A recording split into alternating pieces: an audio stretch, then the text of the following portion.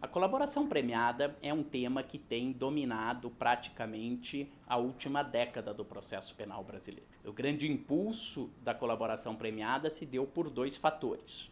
Primeiro, a chamada Lei do Crime Organizado, de setembro de 2013, que pela primeira vez no ordenamento jurídico brasileiro deu uma disciplina completa para a chamada colaboração premiada ou, como é mais conhecida, delação premiada. Até então, normalmente o que havia nas leis brasileiras eram dispositivos esparsos, com um artigo, simplesmente prevendo quais os benefícios que seriam concedidos àqueles delatores que entregassem às autoridades os seus demais comparsas e os crimes por eles praticados. Foi com a Lei 12.850 de 2013 que surgiu uma disciplina também processual de como realizar a colaboração premiada. Como celebrar o acordo, quem participa do acordo, qual o papel do juiz na homologação do acordo, quais os limites para a homologação do acordo e as cláusulas que podem ser homologadas e outras que não poderão sê-lo, né? E quais os prêmios a ser concedido ao colaborador premiado de acordo com a maior ou menor eficiência da sua colaboração para os resultados pretendidos pela lei, que são a identificação dos demais coautores e demais crimes cometidos pela organização criminosa, né? A identificação de quais são as tarefas que são divididas entre os seus membros e a estrutura hierárquica da organização criminal, a recuperação total ou parcial do produto dos crimes cometidos por aquela organização criminosa, o fornecimento de informações que permita ao Estado interromper a atividade delitiva daquela organização criminosa, e, por fim, em alguns crimes mais específicos, a recuperação da vítima com vida e integridade física preservadas. O segundo fator de impulso para a colaboração premiada foi que logo no ano de 2014 nós temos o desencadeamento da Operação Lava Jato. Então nós tivemos uma nova lei com uma grande operação e que a base desta grande operação foi inicialmente uma delação premiada. Delação premiada do Alberto Youssef e logo depois a delação premiada do Paulo Roberto Costa. A partir daí, segundo os dados do Ministério Público, a Operação Lava Jato nas suas diversas fases contou com mais de 200 colaborações premiadas.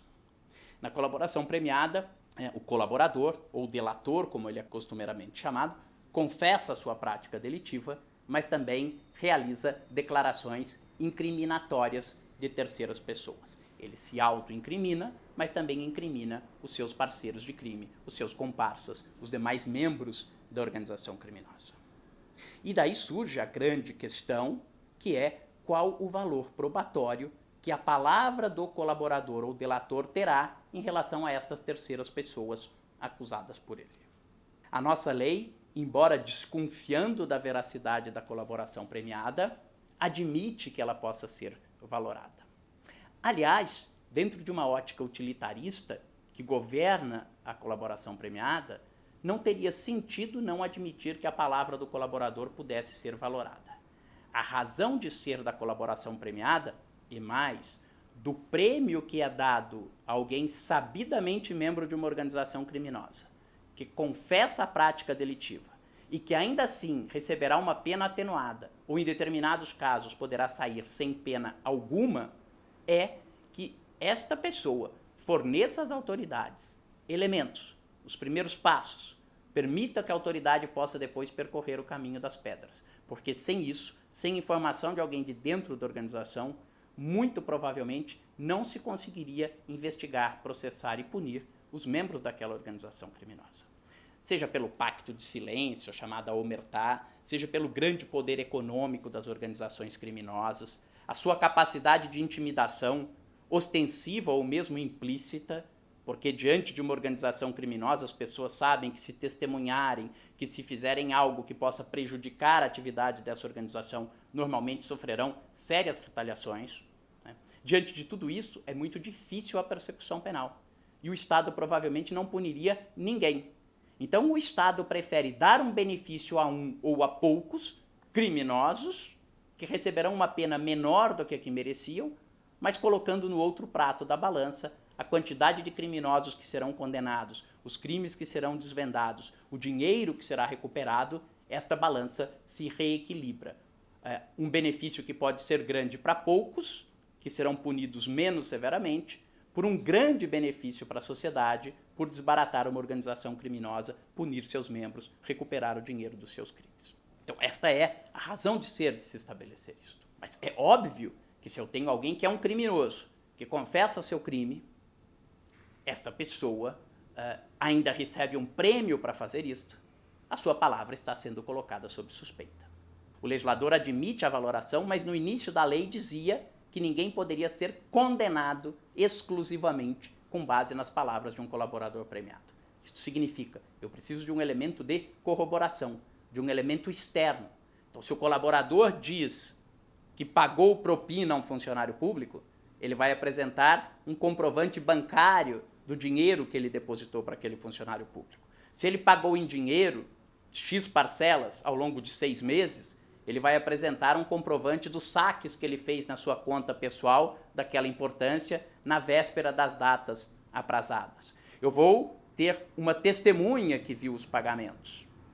Eu vou ter um conjunto de prova indiciária, por exemplo, a geolocalização dos telefones celulares do corrupto e do corruptor, mostrando que eles se encontravam nas datas aprazadas. E aí sim, eu dou valor à palavra do colaborador, mas um valor diminuído. Digo, só com a palavra do colaborador eu não condeno ninguém. E a colaboração deve permitir que as autoridades levantem esses novos elementos de prova.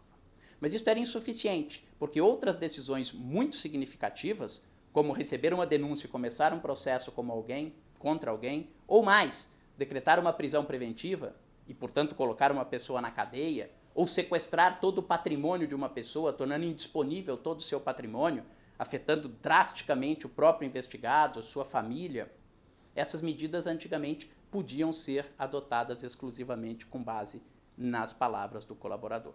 O que também foi objeto de mudança com o chamado pacote anticrime, e hoje as declarações isoladas do colaborador não são suficientes para que haja o recebimento de uma denúncia, não são suficientes para que sejam decretadas medidas cautelares patrimoniais ou pessoais contra quem quer que seja, e principalmente não são suficientes para a condenação daquelas pessoas que são delatadas. Em qualquer situação, eu terei que ter outros elementos de prova, testemunhas, documentos, perícias, indícios, conteúdos de interceptações telefônicas que deem suporte, que corroborem, que confirmem a palavra do colaborador.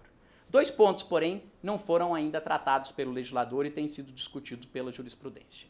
O primeiro, pode o elemento de corroboração ser a palavra de outro colaborador?